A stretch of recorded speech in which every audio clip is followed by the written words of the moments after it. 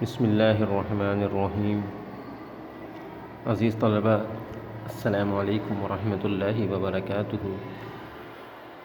سبق اصغرین لڑکیوں کا مکتب بٹھایا، اس کے مصنف ڈپٹی نذیر احمد صاحب ہیں۔ بلند خوانی کا سلسلہ جاری ہے۔ گزشتہ ویڈیو میں ہم نے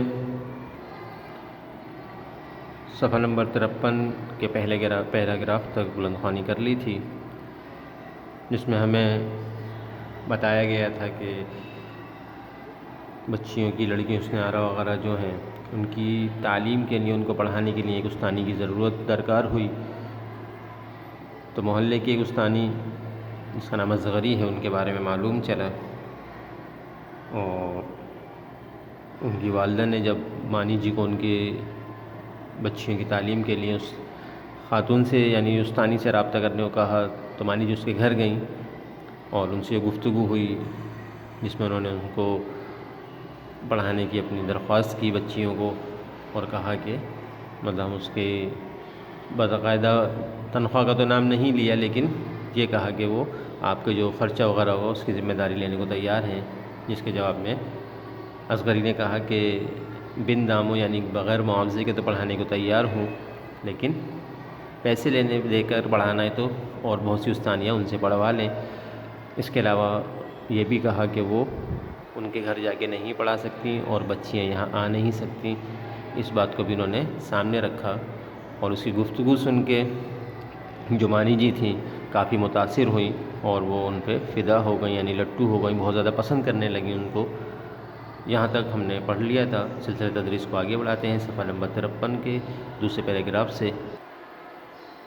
صفحہ نمبر 53 پہ بات یہاں پہ ہماری ختم ہوئی تھی کہ اصغری کی شستہ تقریر سن کر مانی جی دنگ رہ گئیں اور معذرت کر لی کہ بھی مجھ کو معاف کرنا، اور کہہ کر روانہ ہوئے۔ دوسرے پیراگراف سے شروع کرتے ہیں۔ غرض مانی جی رخصت ہوئیں اور وہاں جا کر کہا، بیگم صاحب، استانی تو واقعی لاکھوں استانیوں کی ایک استانی ہے۔ اب اس کی خوبیاں بیان کرتی ہیں کہ جس کی صورت دیکھنے سے آدمی بن جائے۔ آدمی بن جانا معنی بتائے تھے، یعنی مہذب ہو جانا، تمیز سیکھ جانا۔ پاس بیٹھنے سے انسانیت سیکھے، یعنی جو اس کے پاس بیٹھے گا وہ انسانیت سیکھے گا۔ سایہ پڑ جانے سے سلیقہ سیکھے، یعنی اگر قریب میں بھی رہے تو سلیقہ مند ہو جائے۔ ہوا لگ جانے سے ادب پکڑے، لیکن نوکری کرنے والی نہیں۔ اس کی خوبیاں بیان کی کہ اگر وہ بچیوں کی تعلیم و تربیت کے لیے راضی ہو جاتی ہے تو اس سے بہتر استانی کوئی نہیں، لیکن نوکری کرنے والی نہیں ہے، یعنی پیسے لے کے پڑھانا نہیں چاہتی۔ تحصیلدار کی بیٹی ہے، ایک عہدہ ہوتا ہے گاؤں وغیرہ کے اندر، اب نہیں ہوتے، تو اس کی بہو کے بارے میں بتا دیں گے۔ تحصیلدار کی بیٹی ہے اور رئیس لاہور مختار کی بہو ہے، یعنی مالی حیثیت سے بھی بہتر ہے۔ گھر میں ماما نوکر ہے۔ دالان میں چاندنی بچھی ہے، یعنی برآمدے میں چاندنی، ایک سفید چادر ہوتی ہے بچھانے کی، جو اپنے گھروں میں وغیرہ بچھاتے ہیں نیچے، اس کو کہتے ہیں۔ سوزنی گاؤ تکیہ لگا ہے، یعنی روئی والا جو بھرا ہوا تکیہ ہوتا ہے جس پہ نقش و نگار، یعنی پھول پتیاں وغیرہ بنی ہوتی ہیں، ایسا یعنی مہذب گھر کا سلیقہ سکھا رہے کہ چاندنی بچھی ہوئی اور اس پہ گاؤ تکیہ سمجھتے ہیں نا، وہ موٹا سا ایک گول تکیہ ہوتا ہے جس کو ہم سرہانے بیٹھنے وغیرہ اور ساتھ رکھتے ہیں۔ اچھی خوش گزران زندگی، بھلا ان کو نوکری کی کیا پرواہ ہے، یعنی اچھی نوکری ان کی زندگی گزر رہی ہے، خوشحال ہیں ہر اعتبار سے، تو نوکری کی ان کو کیا ضرورت ہے۔ شاہ زمانی بولیں، سچ ہے بوا سلطانہ، تم نے مانی جی کو بھیجا تو تھا، لیکن مجھے یقین نہ تھا کہ وہ نوکری کریں گی۔ تو ان کی بہن نے بھی اس بات کی تائید کی کہ بھیجتا تو تھا آپ نے مانی جی کو، لیکن مجھے بھی یہی لگ رہا تھا کہ شاید وہ راضی نہ ہو پڑھانے کے لیے اس طرح۔ تو مانی جی نے بیچ میں کہا، لیکن وہ تو ایسی آدمی ہے، یعنی ایسا انسان ہے کہ مفت پڑھانے کو خوشی سے راضی ہیں، یعنی نوکری تو نہیں کرنا چاہتی لیکن مفت میں پڑھا دیں گی۔ سلطانہ نے پوچھا، کیا یہاں آ کر؟ مانی جی، بھلا بیگم صاحب، جو نوکری کی پرواہ نہیں کرتا وہ یہاں کیوں آنے لگا؟ سلطانہ، کیا پھر لڑکی وہاں جایا کرے گی؟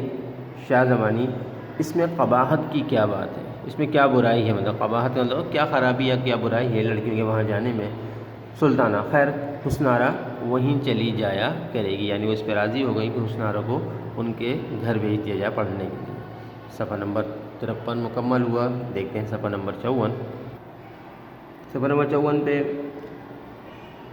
اگلے دن شاہ زمانی بیگم اور سلطانہ بیگم دونوں بہنیں حسن عارہ کو لے کر اصغری کے گھر آئیں۔ اگلا منظر پیش ہوتا ہے کہ دونوں بہنیں اصغری کو لے کر ان کے گھر گئیں۔ دونوں بہنوں نے اصغری سے کہا کہ مہربانی کر کے اس کو دل سے پڑھا دیجیے۔ اصغری نے کیا جواب دیا؟ کہا کہ اول تو خود مجھ کو کیا آتا ہے، مگر جو 4 حرف بزرگوں کی عنایت سے آتے ہیں انشاءاللہ ان کے بتانے میں اپنے مقدور بھر دریغ نہیں کروں گی، یعنی جتنا ممکن ہے، مقدور بھر کے معنی لکھوائے گئے تھے کہ حد الامکان، یعنی جہاں تک ممکن ہے میں دریغ نہیں کروں گی، یعنی اس میں کوئی بخل کنجوسی نہیں کروں گی، اپنی طور پہ تمام صلاحیتیں لگا دوں گی۔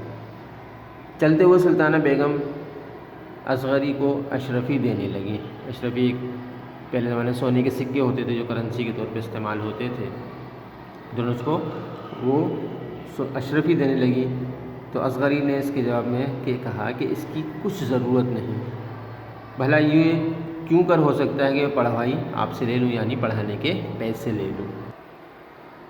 تو اس کے جواب میں سلطانہ بیگم نے کہا استغفر اللہ، پڑھوائی دینے کا ہمارا کیا منہ ہے، بسم اللہ کی مٹھائی ہے، یعنی ہم فیس نہیں دے رہے، یعنی یہ اس کی پیسے نہیں ہیں پڑھانے کے، بلکہ یہ کس کے ہیں؟ بسم اللہ کی مٹھائی، یعنی بچے شروع ہو رہی پڑھائی کا سلسلہ شروع ہو رہا ہے تو ہم اس کی مٹھائی بانٹ دیں بچوں میں، اس کے لیے پیسے ہیں۔ اصغری ہاں، شروع میں تبرک کے طور پر مٹھائی بانٹ دیا کرتے ہیں۔ اصغری نے اس کی تائید کی کہ ہاں اگر ایسا سلسلہ ہوتا ہے مٹھائی بانٹ دیتے ہیں۔ سو اشرفی کیا ہوگی بچوں کا منہ میٹھا کرنے کو، سیر آسر مٹھائی کافی ہے، یعنی اس کے لیے اتنے رقم کی ضرورت نہیں ہے، بلکہ تھوڑی سی مٹھائی بچوں کے لیے کافی ہے اگر مٹھائی بانٹنا ہی مقصود ہے۔ یہ کہہ کر دیانت کی طرف اشارہ کیا۔ وہ ایک قاب میں بھر کر نکتیاں لائی۔ قاب ایک بڑی تھال کو کہتے ہیں، جیسے بڑی تھال ہوتی ہے، اس میں وہ نکتیاں بھر کر لے آئی۔ وہ جو نکتی دانے ہوتے ہیں آپ نے دیکھے ہوں گے مٹھائی کی دکان پہ، وہ رنگ برنگی چھوٹے چھوٹے، تو وہ نکتیاں بھر لائی۔ اصغری نے خود فاتحہ پڑھ کر پہلے حسن عارہ کو دی اور پھر قاب دیانت کو دی کہ سب بچوں کو بانٹ دو۔ غرض دنیا سازی کی باتیں ہوا کر شاہ زمانی بیگم چلی گئیں اور حسن عارہ کو اصغری کے حوالے کر گئیں۔ یہ سبق اصغری نے لڑکیوں کا مکتب بٹھایا جو کہ ماخوذ ہے مرات العروس، جو کہ ڈپٹی نذیر احمد صاحب کا ناول ہے، یہ اس سے ماخوذ ہے۔ یہ بات یاد رکھنے کی ہیں، پوچھا جاتا ہے، سوال آ جاتے ہیں انسٹیٹیوٹس وغیرہ میں۔ سبق کی تدریس از بلند خوانی یہاں تک مکمل ہو گئی۔ اگلے سبق میں انشاءاللہ اس سے متعلق جو تمام کام ہیں ہم اس کا خلاصہ دیکھیں گے، مرکزی خیال دیکھیں گے، مشقی سوالات دیکھیں گے۔ لیکن اس سبق کو پڑھ کے یہ بات سمجھ میں آتی ہے ہمیں کہ زندگی جو نام ہے یا انسانیت جو نام ہے وہ ہے تمیز کا، سلیقے کا، تہذیب کا۔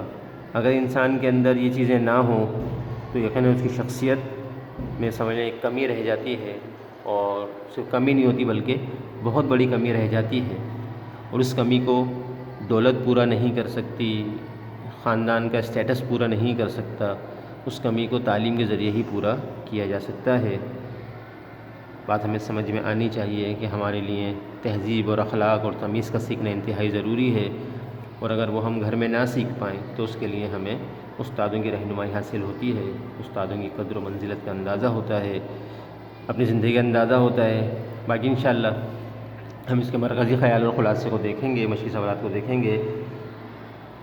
جب تک آپ سے یہ کہ ہم نے جب شروع میں ہی پڑھا تھا کہ مرکزی خیال ہوتا ہے کہ جس کو سامنے رکھ کر مصنف تحریر لکھتے ہیں، چاہے وہ نظم کی صورت میں ہو یا نثر کی صورت میں ہو، اس سوچ و تصور کو مرکزی خیال کہا جاتا ہے۔ تو اس سبق کو پڑھ کر آپ کے ذہن میں کیا تصور ابھرتا ہے، مصنف کیا سکھانا چاہتے ہیں، مصنف کس بات کی اہمیت دکھانا چاہتے ہیں یا بتانا یا سمجھانا چاہتے ہیں، ان باتوں کو اپنے طور پہ پہلے خود سمجھیں، سوچ لیں انشاءاللہ۔ پھر جب ہم مرکزی خیال لکھیں گے، دیکھیں گے، تو آپ کو خود بھی اندازہ ہوگا کہ آپ کا جو اندازہ تھا وہ کس حد تک درست تھا اور کس حد تک درست نہیں تھا۔ ان ساری چیزوں کو اپنے سمجھ لیں کہ ایک ٹیسٹ کی صورت میں چیک کیے گا۔ باقی انشاءاللہ دوسری ویڈیو میں سلسلے کو آگے بڑھائیں گے۔ جب تک کے لیے اجازت، السلام علیکم ورحمۃ اللہ وبرکاتہ۔